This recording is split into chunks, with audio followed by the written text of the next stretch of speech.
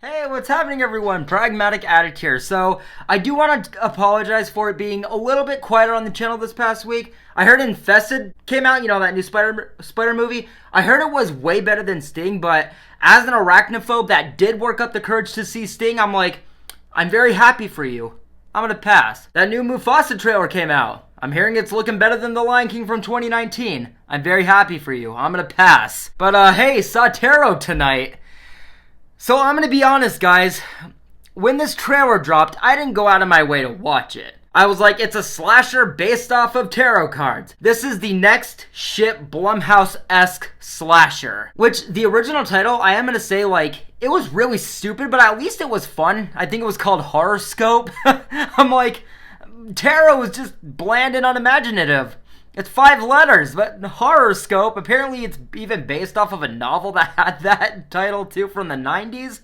Come on, Horoscope. But when I saw No Way Up, that actually had some fun trailers. For example, it was my first experience seeing a Longlegs trailer in the theater. That was worth the trip alone to go see No Way Up. But they also played the trailer to Tarot, which surprisingly I actually thought looked pretty decent. There was some horror that, I think was creative and impressive enough. I thought the monsters, the little entities, were fun enough looking. As far as how absurdly low my expectations were for this movie, as well as a cast that I really would not have expected to be in such a type of movie, such as the Mean Girls movie that released this year. It stars that film's Avantika. It also stars the MCU's Jacob Batalon. So as far as a slasher, with in the very least definitely different work as far as these actors and some potential that I did see in the trailer as far as my really bad expectations for this movie. I went into this film, as I do with all horror films, that I just have no idea how they'll go. I hesitantly purchased that ticket, sat my butt down in that cold empty theater and said to myself, well, it is that time of the week again, which is in fact review time,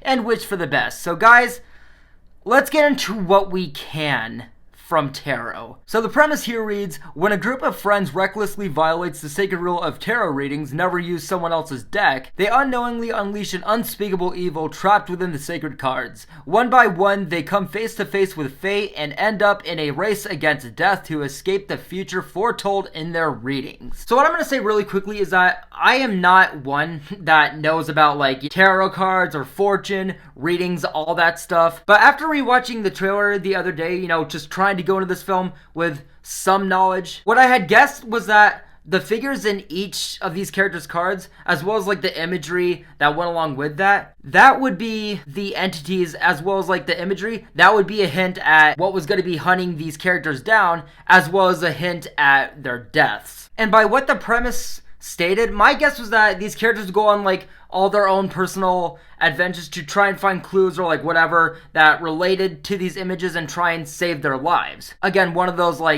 beating the clock and cheating death kinds of horror films like Countdown or Final Destination, Ouija. So I'm gonna give a heads up.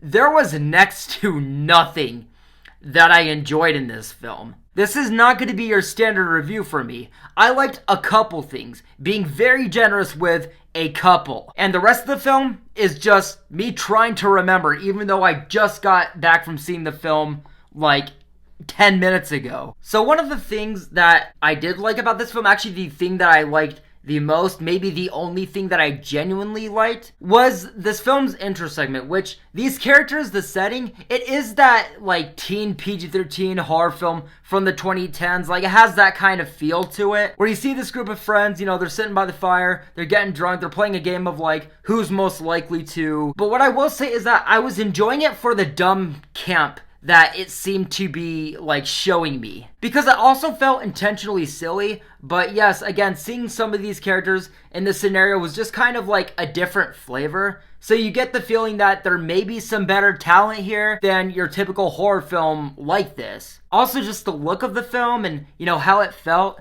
It felt like it took inspiration from The Evil Dead or Cabin in the Woods, just with it being overboard as far as the camp and the campfire horror film aesthetic. It kind of reminded me of how the film Freaky that came out a few years back. It kind of felt like that, where it was intentionally stupid. It was supposed to be a ripoff or a spoof of like the 1970s, 80s slasher. It kind of felt like that, but with the cabin in the woods genre trope. It felt like a spoof because of how hilariously cliche and campy the film was, especially as a cabin in the woods like campfire horror. Everything from the wind howling to like doors creaking open alone to the kids finding this tarot deck in the basement, that I actually believe that if you didn't watch the trailer before going into this film and you just went straight into it, you would have thought that this was a spoof or a campy horror comedy that's just paying homage to the 80s cabin in the woods horror trope. And going further into this intro, what I got also was that like while the characters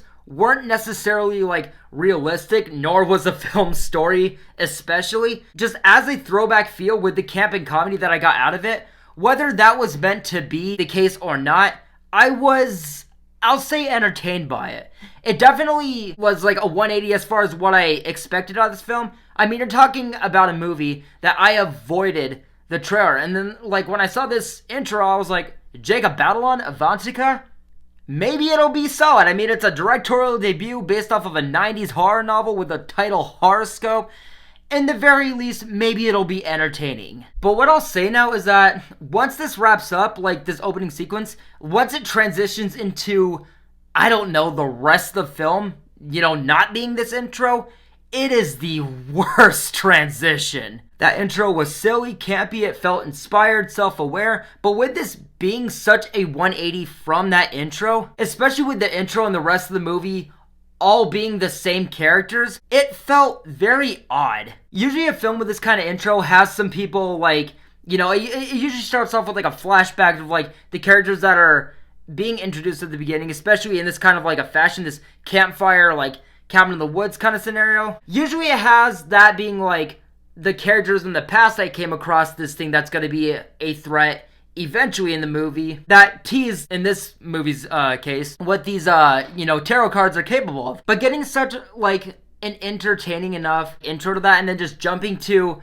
like a sunny day with the same characters that were in this intro segment also being confirmed that they're going to be the main ones for the next 90 minutes, it was super misleading, it was super upsetting, and it was to the film's detriment where it's like it had something there, but this just fucked it all up for the rest of the film. Where immediately after this solid enough intro, seeing this like sunshiny day, within a couple of minutes or so, the characters are already getting killed off in random places within a couple minutes with absolutely no story so far whatsoever, no build-up by these monsters that were in the cards. I wish I was exaggerating or leaving some shit out, but I'm not. This is how the movie is paced, and this is how it plays out. I will say though, just as a throwback 2010s horror feel, with obviously like this being a very stupid premise, having no real story, no real use for these characters, there was like horror that, regardless of if it made any sense at all, just as like horror segments with like these type of characters, which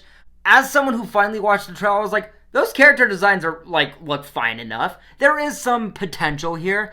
Yeah, they do steal the show. Those are gonna be like the only things that I think people are gonna remember, which is like anything involving these entities. I will say that just as like the horror stuff in this film, I can see groups of like young moviegoers checking this one out on like a Friday night with like a group of friends, maybe having some fun with that, as well as like potential date night film. But everything else like revolving around the horror segments, I mean, and still with the horror segments, like you're just lost and bored, wondering why you're watching this movie, trying to figure out what you're supposed to be entertained by or invested in, and what the point of the movie is. This was a complete 180 from the potential it had with its intro, and a completely different movie. This is actually one of the very dumbest, boring, and most nothing horror films I've seen in a long time. I almost walked out of this one. Jacob Batalon, though, for example, I still want to give him some credit for being in this movie. Still not a good character, but at least he had some personality. He brought that comedic factor. His scenes and like a couple of the deaths, some of the horror,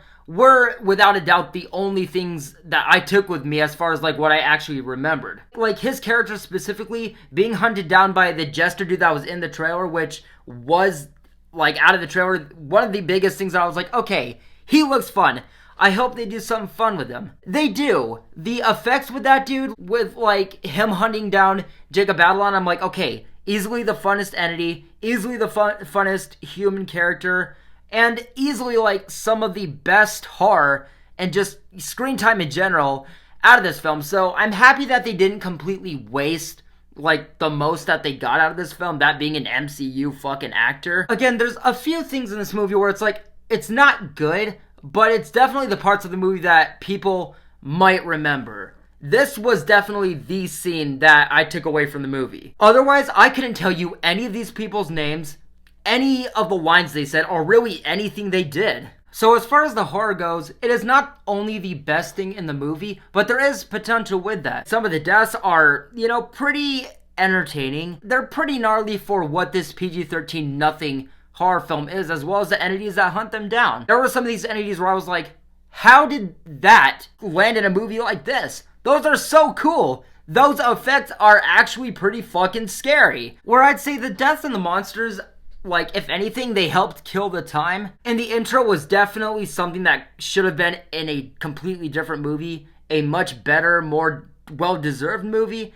But other than that, yeah, I almost walked out of this one. And I am obviously going to give Tarot a negative review. It's funny because since there was like nobody in the theater throughout the movie, me and my two best friends that like went and saw this movie, we kept like debating like, okay, what is the worst film of the movie this year? This one, Miller's Girl, or Night Swim? It's going to be a fun one as far as like the list of like the top 10 worst at the end of this year. Let me just tell you that much, guys. But yes, guys, that is going to do it for my video on Tarot. I guess you can call this a review. I wish I could have talked about this more, but I just couldn't take anything from this film. There really is just nothing that this film offers, except for the couple of the things that I found entertaining that I mentioned. But yes, guys, that's going to do it for my review. I'm going to wrap it up here. Thank you guys as always for watching. Let me know in the comments below your thoughts on the movie, my review, and we'll go from here, guys. I'll see you in the next video.